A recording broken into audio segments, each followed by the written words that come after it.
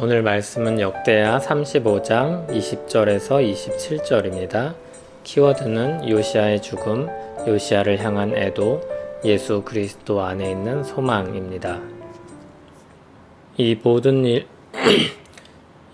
일 후 곧 요시아가 성전을 정돈하기를 마친 후에 애굽왕 느고가 유브라데 강가의 갈그미스를 치러 올라왔으므로 요시아가 나가서 방비하였더니 느고가 요시아에게 사신을 보내어 이르되 유다 왕이여 내가 그대와 무슨 관계가 있느냐 내가 오늘 그대를 치려는 것이 아니요 나와 더불어 싸우는 족속을 치려는 것이라 하나님이 나에게 명령하사 속히 하라 하셨은즉 하나님이 나와 함께 계시니 그대는 하나님을 거스르지 말라 그대를 멸하실까 하노라 하나 요시아가 몸을 돌이켜 떠나기를 싫어하고 오히려 변장하고 그와 싸우고자 하여 하나님의 입에서 나온 그 느고의 말을 듣지 아니하고 무기또 골짜기에 이르러 싸울 때 활 쏘는 자가 요시아 왕을 쏜지라 왕이 그의 신하들에게 이르되 내가 중상을 입었으니 나를 도와 나가게 하라.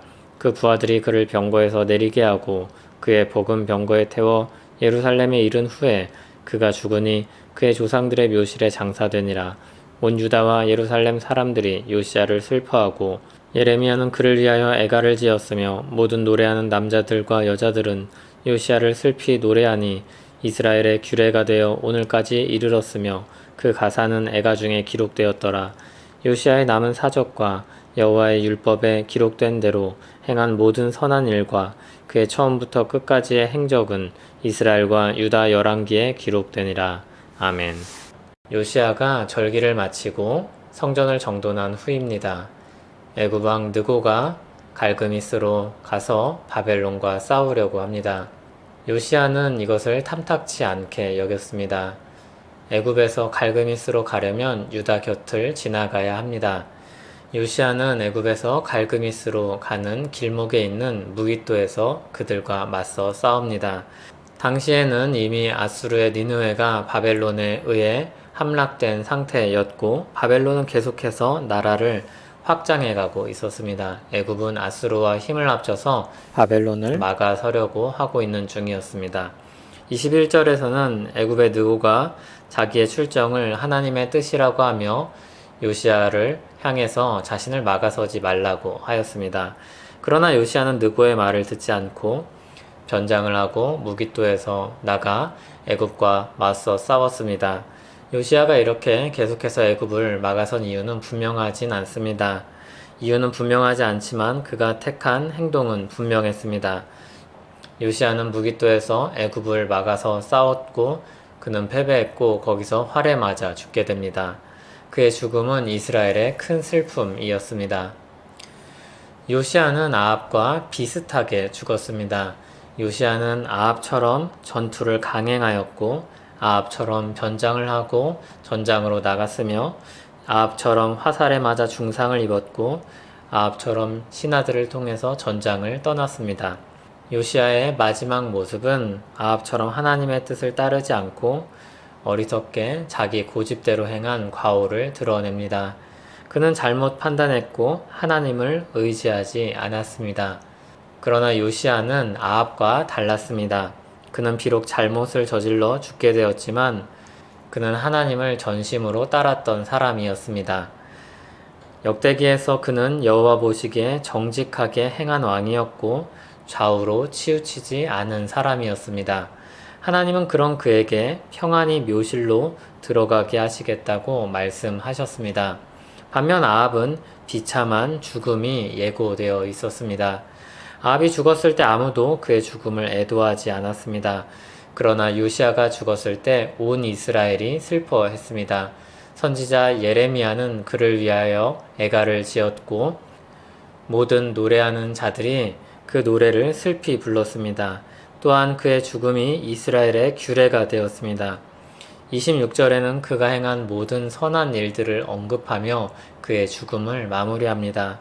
그는 비록 잘못된 판단으로 어리석게 죽음에 이르게 되었지만 그러나 시간이 흐르고 더 넓은 시각에서 볼 때 그는 유다의 참혹한 멸망을 보지 않았고 하나님께서 말씀하신 대로 평안히 조상들에게 돌아갔습니다. 우리는 인생의 어느 한순간을 보고 이렇다 저렇다 말할 때가 많습니다.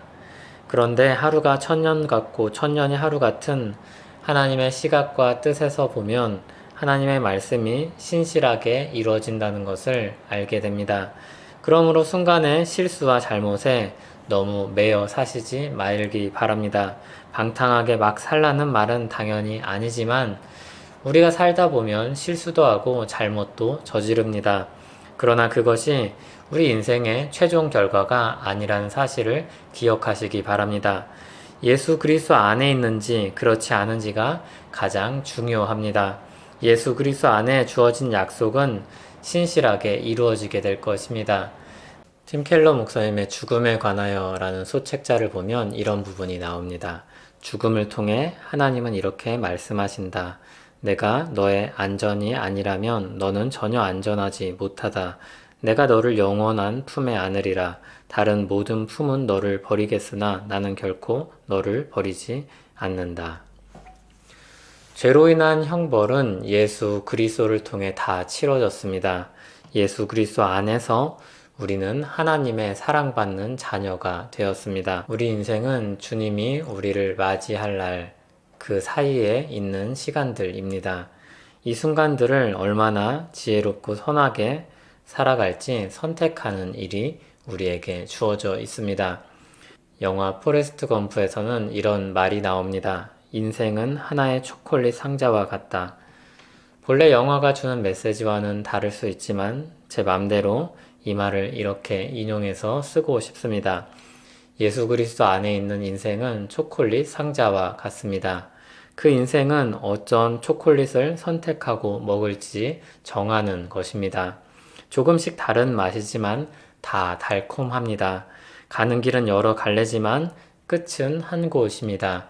예수 그리스도 안에서 하나님께 환영받을 그 날을 향해서 우리는 가고 있습니다. 그 사이에서 여러분은 어떤 선택들을 하면서 사시겠습니까? 그곳에서 하나님께서 우리를 반갑게 맞아주실 것입니다. 그날에 먼저 간 신자들이 우리를 반길 것입니다. 이것이 우리가 예수 그리스도 안에 가진 소망입니다. 하나님 아버지, 소망을 가진 사람들로 살게 하옵소서. 예수 그리스도 안에 주신 소망이 오늘을 힘있게 하고 생기 있게 하길 원합니다. 그 안에서 기뻐하고 그 안에서 주님을 따르길 원합니다. 그 선한 길로 인도하여 주시옵소서. 예수님 이름으로 기도합니다. 아멘.